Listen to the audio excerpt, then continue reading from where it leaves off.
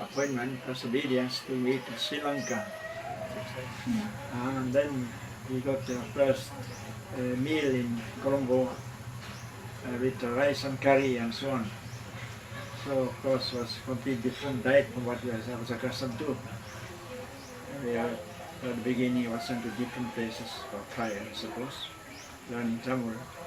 Starting Point Pedro, after that from there they go Mana, Talimana, after that Kudi Iruku, you heard about it, and Mandativu was nearly 5 years, and from Mandativu I was sent to Navanture on the outskirts of Jaffna, where I was quite happy. I was until the day, one day the provincial came and told me, "Father, pack up your things and go to Malaysia."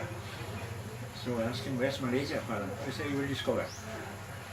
So next day I went to a bookshop to look for a geography book to find out where Malaysia was. And I reached Malaysia 6 months later because there was some delay. The bishop objected first, and then we had to accept the decision of the religious superiors. And first obedience was for Batam Berkantai. Batam Berkantai at the time was a small town, very small, but then only a small chapel with a house at the back, about the size of this room. And from there we started discovering. And at the beginning, of course, I was a bit lost. But anyhow, I found my way, and I used to visit the Bibles, including Minyak Estate, Miguel Garner, and so on, and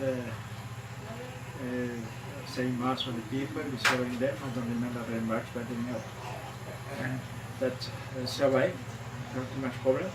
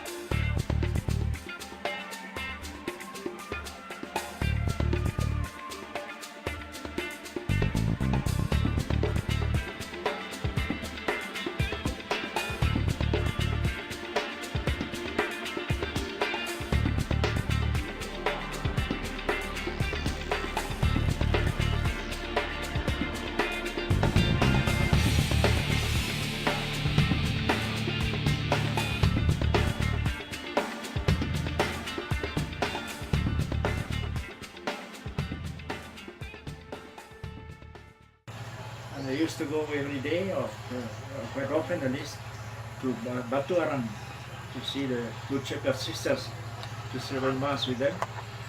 They were looking after a group of unwed mothers. I remember that. So that was my morning preparation of the day. And the sisters we talk together. And well, I did that for I don't know how many years, until that was started in 1967 or 68 in date. After that I was sent to, where was it? To Lungun, I think, no? From there to the East Coast. It's quite different. And then from there I was traveling to Kuala Terengganu, and I translated. Okay. It was different, but at the same time I remained in contact with the people of Batam Berkantai, particularly with the group that I had initiated, I helped at least to discover what credit unions are. And became interested in credit unions because it was a way to bring people together, mutual support, and know one another, and also beyond the social barriers that were there. And I started it with Rayapan, Sinapan. We used to meet first in the church, later on in this new building that was being put up near the school, high school in Batam Berkantai, Fatima Center School. And That was the beginning also of a group of sewing class with the help of a Chinese lady, Jaya. I don't know whether you are in contact with her still. She helped us a lot.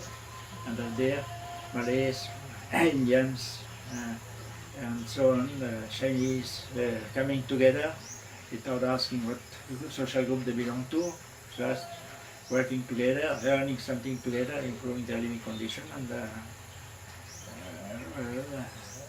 knowing one another better, discovering one another better, and breaking the social barrier sometimes. That was what I liked in that. So I made a trip to Indonesia also to preparing for the future, because I have been told that after how many years, certain number of years in Malaysia, we could not renew our visa, will not be renewed. So I was thinking of going overseas, going to some other place. I was trying to find out.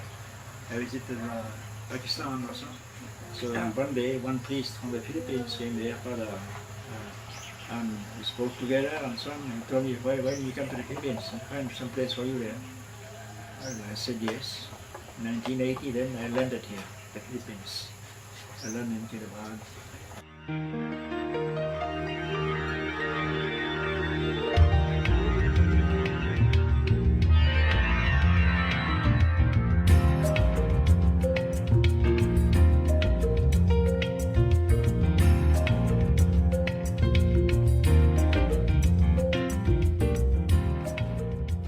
We started in 1993. 1995 we started putting up this house. Therefore it has been enlarged very much this year. And little by little land has been developed, the fish pond has been built.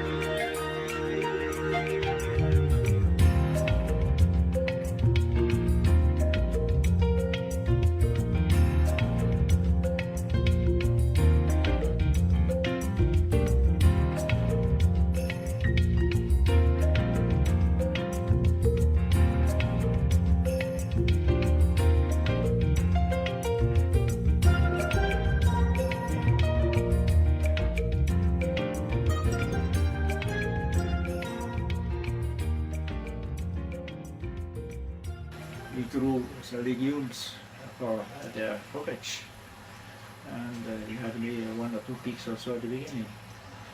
We used to have ulam, as they say here, the meat or from the fish pond, from the creek there, frogs. That was our favorite dish. Well, you see the result here. We have seen the people, we have seen the land, see the trees, forest trees. Reforestation was one of the aspects we wanted to establish here, and show people that trees can help to improve the land.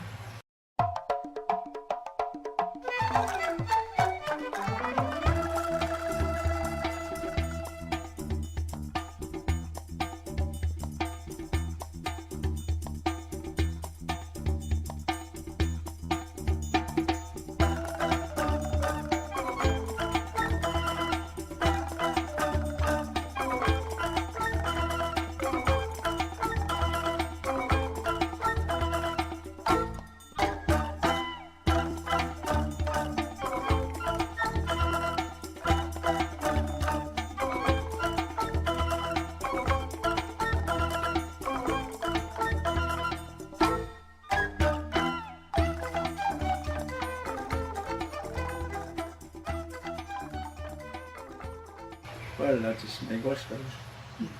Christ came to liberate the poor, sent to bring good news to the poor. That was also the motto given to the oblates by the founder, Bishop de Maslow. And I think I tried to apply that to the situation where I found myself, whether I was in Sri Lanka, Malaysia or here. And Malaysia, you know, I used to visit the barrios also, try to help the people a little bit. Fatima Center was a bit,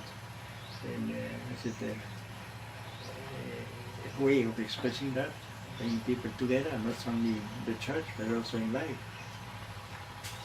But very often here also I mentioned some passages of the gospel, for instance, the final judgment. I was hungry and gave me food.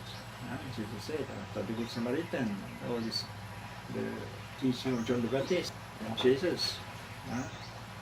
So the whole gospel is that for me as that. Of course, it's not very popular sometimes, and even some religious people don't have different orientation, let's say. But I believe that that is the gospel, and that is what I have sent for also.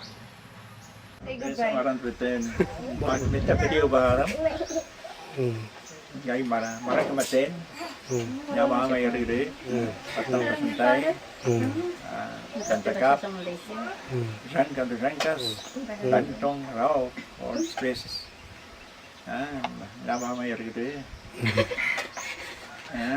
Santos may riri, anal, sila na hapunin, wala sa hapunin.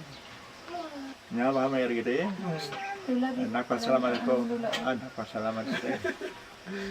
Nandri Sulugren, Nandri kay Singapan, Raipan, Jameri, si Jani Haraman,